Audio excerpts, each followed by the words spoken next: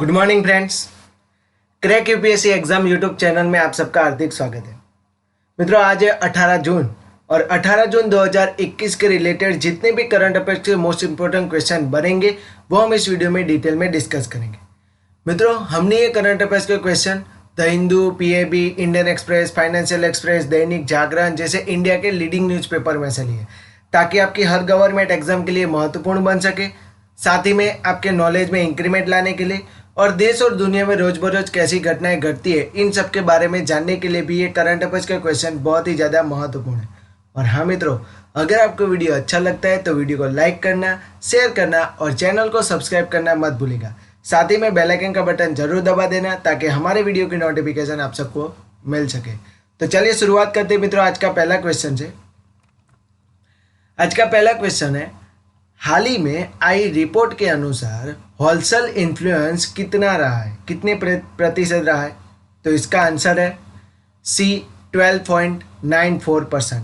यानी कि हाल ही में आरबीआई के द्वारा, मैंने कल ही वीडियो में बताया था कि भाई आरबीआई के द्वारा जो है इन्फ्लुएंस जारी किया गया है, तो ये दूसरा इन्फ्लुएंस है जो है होलसेल के बारे में।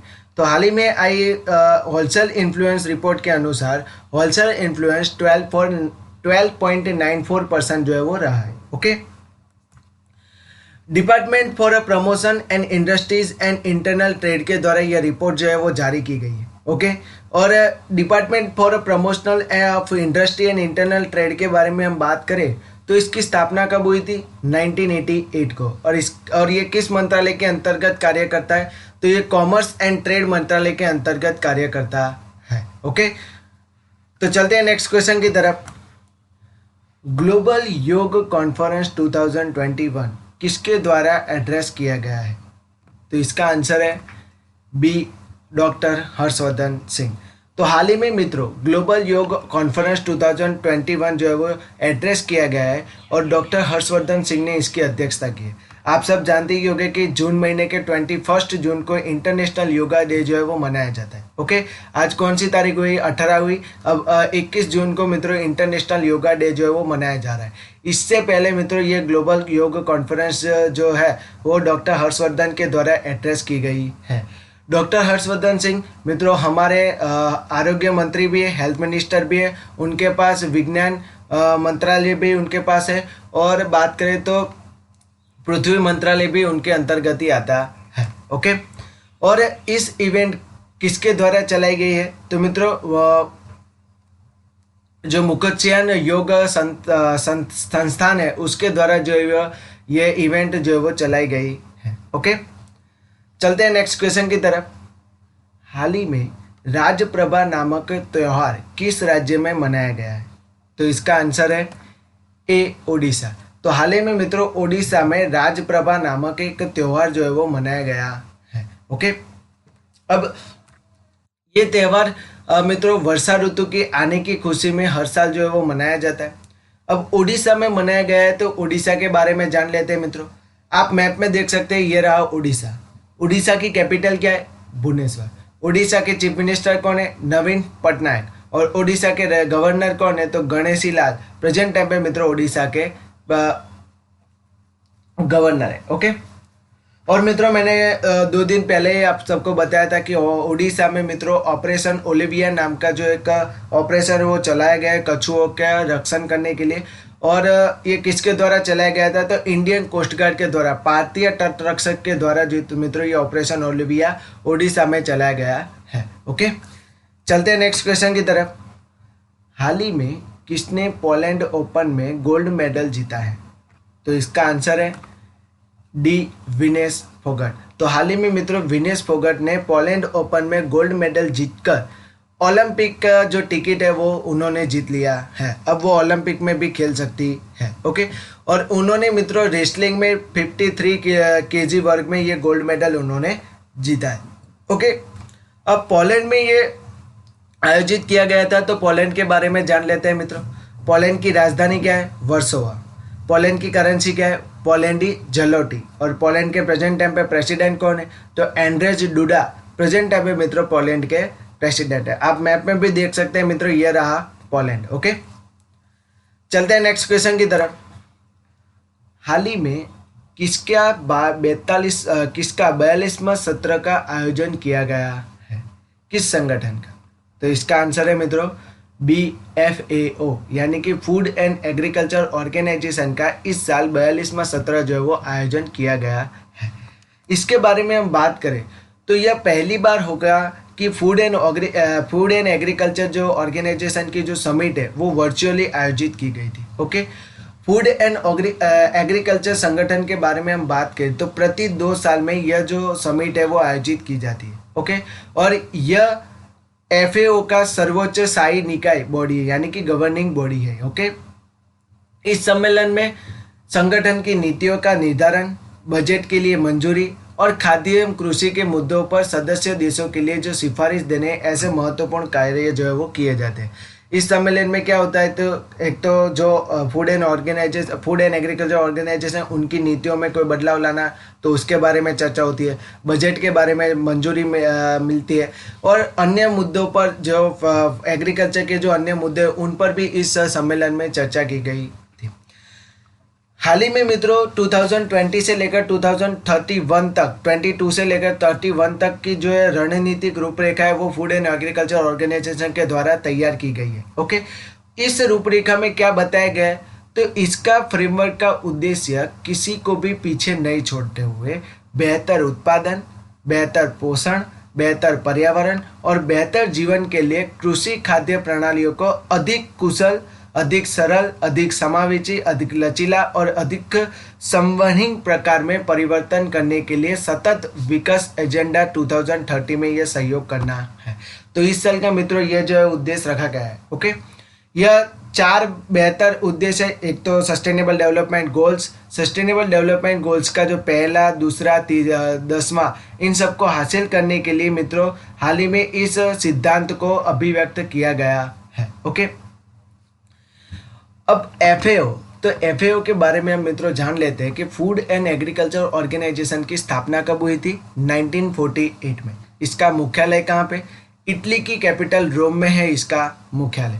और प्रेजेंट टाइम पे इसके चेयरपर्सन कौन है तो जैक डियोफ प्रेजेंट टाइम पे मित्रों FAO के हेड है। ओके, चलते हैं नेक्स्ट क्वेश्चन की तरफ। हाल ही में राम प्रसाद बिस्मिल जी की जन्म जयंती कब मनाई गई है? तो इसका आंसर है A 11 जून। हर साल मित्रों 11 जून को राम प्रसाद बिस्मिल जी की मित्रों जन्म जयंती मनाई गई थी। आप सब जानती होंगे राम प्रसाद बिस्मिल जी एक स्वतंत्र सेनानी थे। हमारे देश के स्वतंत्रता में उनका बहुत ही बड़ा योगदान जो है वो उनका रहा है। हम इसके बारे में हम डिटेल में बात करें तो 11 जून 1897 को उत्तर प्रदेश के शाहजहांपुर जिले में राम प्रसाद बिस्मिल जी का जन्म हुआ था। ओके, उन सर्वाधिक उल्लेखनीय हम बात करें तो भारतीय क्रांतिकारियों में से वो एक थे। उन्होंने ब्रिटिश उपनिवेशवाद से लड़ाई लड़ी और साम्राज्यवादी ताकतों के खिलाफ सदियों से संघर्ष के बाद राष्ट्र को स्वतंत्रता की हवा में श्वास लेना संभव बनाया था। उन्होंने रामप्रसाद बिस्मिल आर्य समाज से जुड़े। बाद में उन्होंने मित्रों एक स्कूल में शिक्षक गेंदालाल दीक्षित के साथ अपने संगठनों मातृवेदी और शिवाजी समिति को मजबूत करने के लिए इटावा, मैनपुरी, आगरा और शाहजहांपुर जो जिले वहाँ पे युवाओं को संगठित किया, युवाओं को प्रोत्साहित किया, उनको स्वतंत्रता के बारे में समझाया, उनको प्रोत्साहन दिया कि आप सब क्रांतिकारी जो लड़ाई है उन सब में जुड़ जाइए। ओके, उन्होंने मित्रों 28 जनवरी 1918 को देशवासियों के नाम शीर्षक से एक पत्रिका की शुरुआत की और अपनी मैनपुरी की प्रतिज्ञा शीर्षक वाली कविता के साथ उसको वितरित किया। उन्होंने क्रांतिकारी संगठनों के लिए धन इकट्ठा करने के लिए सरकारी खजाने को भी लूटा था। आप सबको मालूम है कि काकोरी ट्रेन कांड जो है उनको लूटने में मित्रों रामप्रसाद बिस्मिल जी का बहुत बड़ा हाथ रहा है। 9 अगस्त 1925 को रामप्रसाद बिस्मिल जी ने अशफाक उल्लाह खान से साथ मिलकर लखनऊ के निकट काकोरी ट्रेन को लूटकर खजाना जो है उन्होंने लूट लिया था। और 19 दिसंबर 1927 को गोरखपुर जिले में उनको फांसी दी गई थी।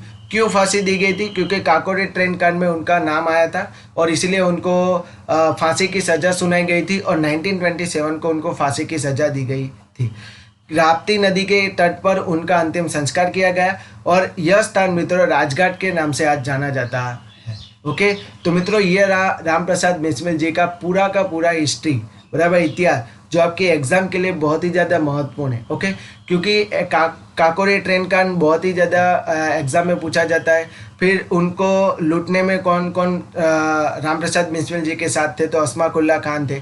फिर राम प्रसाद बिस्मिल जी का हमारे स्वतंत्र में, भारतीय स्वतंत्रता में उनका क्या योगदान है, इन सब के बारे में एग्जाम में पूछा जा सकता है। ओके, चलते हैं नेक्स्ट क्वेश्चन की तरफ।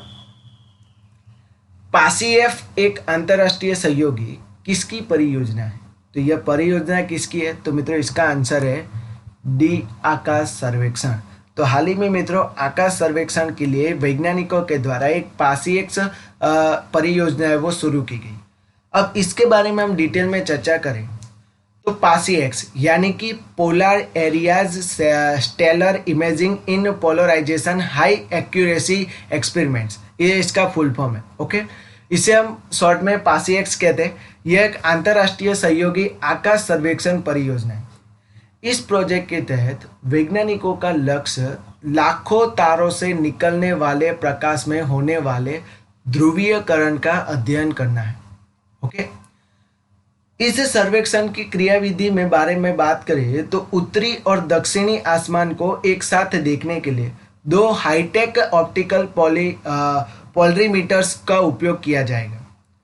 काफी धुंधली तारों से निकलने वाले जो प्रकाश है उनके ध्रुवीयकरण पर ध्यान केंद्रित किया जाएगा और यह सभी तारे मित्रों बहुत ही अधिक दूरी पर स्थित है। आप यहीं से आसमान में देखेंगे तो आप सबको तारे जो है वो बहुत ही निकट दिखाई देंगे।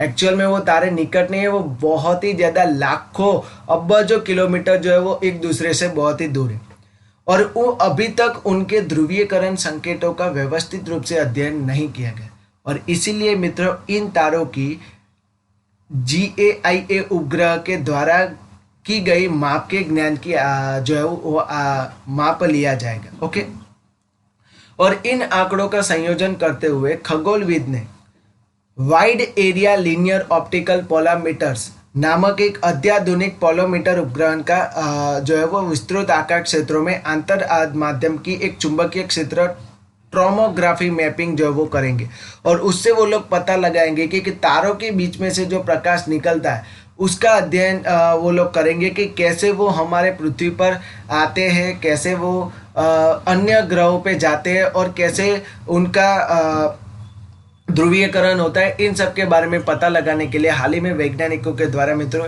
यह पासीएफ जो है वो प्रोजेक्ट जो शुरू किया गया है। ओके, तो इसके बारे में मित्रों ध्यान रखना, आपके एग्जाम में पूछा जा सकता है। आप अगर कोई PCS की एग्जाम दे रहे हो, UPSC की एग्जाम दे रहे हो तो इसके ये बहुत ही ज़्यादा महत्वपूर्ण क्वेश्चन। ओके, चलते हैं नेक्स्ट क्वेश्चन की तरफ। हाल ही में नेशनल जियोग्राफिक पत्रिका के द्वारा किसको विश्व के 5वें महासागर के रूप में मान्यता दी गई है? तो इसका आंसर है C, दक्षिणी महासागर। तो हाल ही में मित्रों नेशनल जियोग्राफी पत्रिका के द्वारा दक्षिणी महासागर यानी कि साउथर्न ओशियन को विश्व के 5वें महासागर के रूप में मान्यता दी गई है। ओके, आप सब जानते हैं 4 महासागर कौन से हैं? तो 4 महासागर में हम बात करें तो हिंद महासागर है, अटलांटिक महासागर है, फिर हम बात करें तो पैसिफिक महासागर है और आर्कटिक महासागर है। ओके, ये 4 महासागर है और 5वें महासागर के तौर पे दक्षिणी महासागर को मान्यता हाल ही में दी गई है। एकमात्र ऐसा महासागर है जो 3 अन्य महासागरों को स्पर्श करता है और एक महाद्वीप को पूरी तरह से ये जो है वो घेरता है। ओके, यह उत्तरी सीमा 60 डिग्री दक्षिण अक्षांश को स्पर्श करती है और दक्षिणी महासागर को 34 बिलियन ईयर्स पूर्व निर्मित जो आर्कटिक परिध्रुवीय जो धारा है उनके द्वारा यह परिभाषित की गई है। यह धारा आर्कटिका के चारों ओर मित्रों पश्चिम से पूर्व की ओर प्रवाहित होती है और इंटरनेशनल हाइड्रोग्राफिक ऑर्गेनाइजेशन के द्वारा भी 1937 में इसके लिए मान्यता दी गई थी, बट 1953 में इस मान्यता को रद्द किया गया था। अब फिर से मित्रों उन दक्षिणी महासागर को विश्व के 5वें महासागर के तौर पे मान्यता दी गई है। ओके, याद रखना, बहुत ही ज़्यादा महत्वपूर्ण इंपॉर्टेंट क्वेश्चन है। एग्जाम में आएगा आएगा आएगा 100% ये क्वेश्चन एग्जाम में जरूर आएगा। ओके, तो गाइज आज के लिए इतना ही। Thank you so much. अगर आपको वीडियो अच्छा लगता है तो वीडियो को लाइक करना, शेयर करना और चैनल को सब्सक्राइब करना मत भूलिएगा। साथ ही में बेल आइकन का बटन जरूर दबा देना ताकि हमारे वीडियो की नोटिफिकेशन आप सबको मिल सके। Thank you so much guys.